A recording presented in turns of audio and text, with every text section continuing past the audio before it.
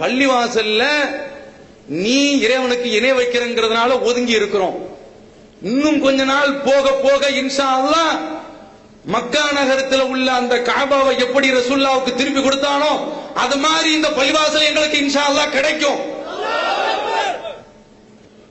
நீங்க நினைச்சுக்கிட்டு இருக்கீங்க எங்கள்கிட்ட உள்ளது பூரா இளஞ்சிட்டுகள், சிங்கங்கள், இளைஞர்கள், முறுக்கேறிய நரம்புகள். கொஞ்சம் உசுப்பி விட்டன்னு வைங்க, உங்களுக்கு கபர்ல வச்சு போதிச்சுட்டு வந்துருவோம். சட்டத்துக்கு கட்டுப்பட்டு இருக்கின்றோம். உசுப்பி பார்க்காதீர்கள். கிளம்பினோம் என்றால் கிளியனூர் தாங்காது. சட்டத்துக்கு கட்டுப்பட்டோம். எப்படிப்பட்ட ஆட்கள் தெரியுமாடா சொல்றேன்.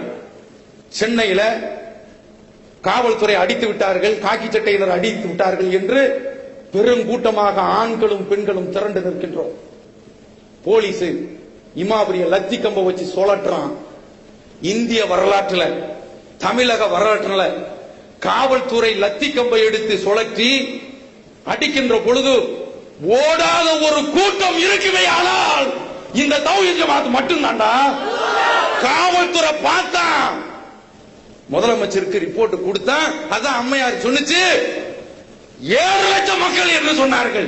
உளவுத்துறை எங்களை அளந்து பார்த்து சொன்னான்.